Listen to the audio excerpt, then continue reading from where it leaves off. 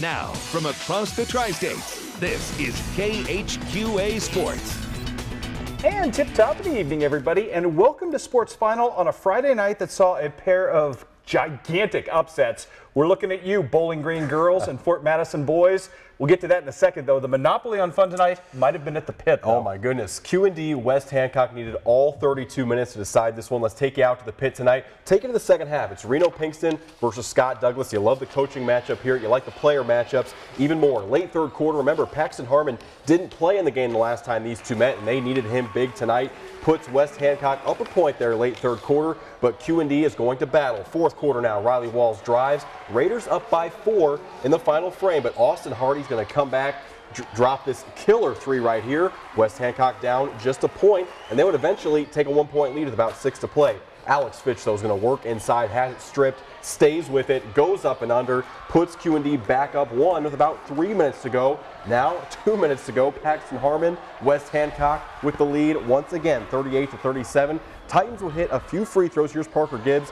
Hit the front end, misses that one. It's Alex Fitch. Raiders down by 3 with about 30 seconds to go.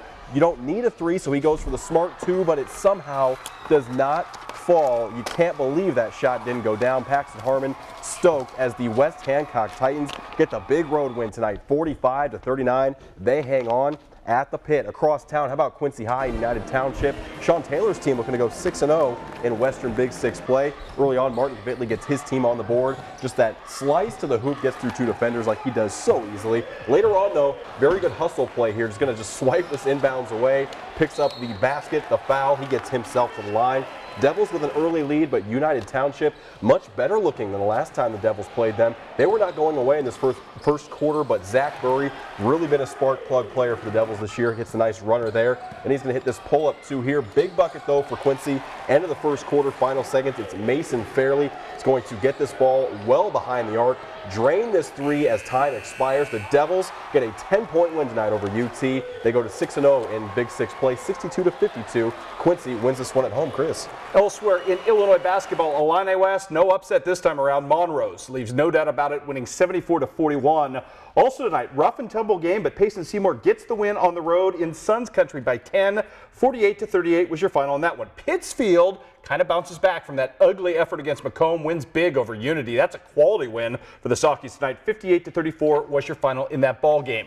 Elsewhere on the docket tonight, Liberty goes on the road, beats up on Brown County 62-35. Michael Mass continues to produce big time. He had 13 points in that ball game. Also, Triopia heading to the championship at the Beardstown tournament. They knock off Carrollton in a major upset tonight. 57-45 was your final in that ball game. Elsewhere on the docket, we've got Macomb making it 3 straight wins. DJ Williams with 26 points to lead his team past Sherrard. Elias and Hannibal going at it in America's hometown. Was not a pretty night for the host Pirates. They got off to kind of a rough and ugly start in the first half.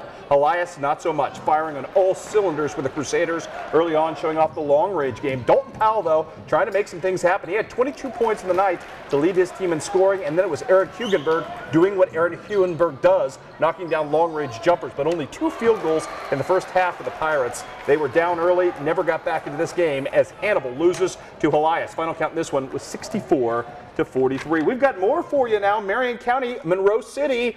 Oh, Operation Horseshoe Stomp tonight in Philadelphia. The Marion County Mustangs trying to get this thing done. Early on in this game, though, Monroe City moving the ball around and finding a wide open Kyle Fulton. They do that pretty well. This time the Mustangs rotating slowly on defense, and again, Kyle Fulton is wide open. This time from the outside, knocking down the triple in this one. How about some hustle, though, from the other team, making up for it. Kason Spratt going to grab the offensive board and make the layup.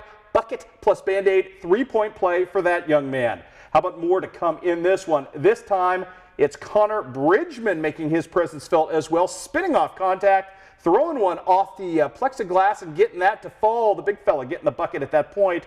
More to come in this one. How about some outside fun right here? Oh my goodness, great bucket right there for Scott Hoover. Monroe City played hard. Marion County, though, just a little bit better in this game thanks to 19 points from Clay Pollard, who has been ridiculous this season. Pollard, a huge night with the 19. Marion County wins 51-39 was your final. Ross. We will take you to Knox and Schuyler boys as early in this one, it was Knox County kind of doing some good things all over the place as you see the nice bucket getting inside there. Schuyler just didn't have a lot of answers. Royce Poor Solid take on that one, working around the perimeter, the long shot from the left wing there.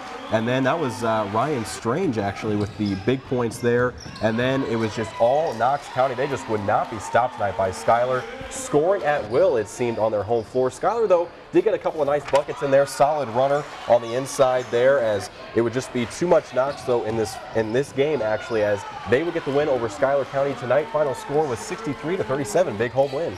Indeed, let's go to the Missouri scoreboard on the night. We've got Palmyra going on the road and losing at Macon by 10 tonight, 82-72 in a pivotal conference game. How about Canton, still undefeated, taking care of business tonight, 93-23 was your final in this ball game as the Tigers play 6 different players in double-figure scoring. Highland with a great win tonight on the road at Brookfield. Derek Smith leading the charge there with 18 points in that ball game, and Centralia gets knocked off despite leading at the half over South Shelby. 54-33 was your final in that ball game. Biggie tonight, 24-game losing streak for Fort Madison against Mount Pleasant. Oh, and sometimes the kids, they just got to get free with themselves. They're excited in the Hound Dome on all fronts. Look at the footwork, the fancy footwork from this young fella. Enjoying what his team would do. Get off to a great start in this one. The kick out to Miles Wenzine, the young sophomore. He's not afraid, and he ain't scared. Great take for him early. It's a 6-0 run early. Wes Bernhardt off the beautiful pass right there from John Nagel, and then it would be Jacob Riley in transition, pull-up jumper. A 6-0 run to start in this ball game for the Hounds. They were looking for an upset. Meanwhile, right out of the gate, Logan Mulford going to come back and answer with a 3 right here at back-to-back to tie this thing up at 6 apiece. However, Fort Madison still plugging away. Isaac Steffensmeyer wide open on the baseline. That's good. And then it's Miles Wenzine. This is as pretty an alley-oop as we've seen all season. Wenzine hangs it up, and there, my friends, is John Nagel finishing up. Faith Pope, though, trying to answer. Remember this name being recruited by a number of colleges, including getting a look-see from Quincy University. However, the news good tonight for Fort Madison. They hold it off. They get the big victory tonight in this one. Final count, 58-50. That losing streak is now done. The Bloodhounds victorious. Elsewhere in Iowa tonight on the boys' side, we've got Keokuk winning on the road over Washington, and also Holy Trinity winning at home in a game that started very, very late. Mitch Mueller with 15 points in that ball game. Girls, Ross? What about Monroe City and Marion County in this one? Monroe City looking to take this road win, and they will get a nice effort tonight from Carly Spalding, as they always do. Misses the layup, gets her own rebound, finishes strong right there. Then they go inside to Olivia Krager, the post, and that's going to pay off as well. Monroe City off to a nice start, but Marion County had some answers as well. You'll see the ball end up here with Devin Johnson kind of falling away from the bucket. Really tough shot. She gets it to go there. And then Miss Tobias on this one, dribbling in. The offensive glass would come down to her, as Marion County did have some answers, as I mentioned, but Monroe City pulls away late. Too strong in this one. 59-33 winners. Carly Spalding with 26 points in the big win. Knox County girls.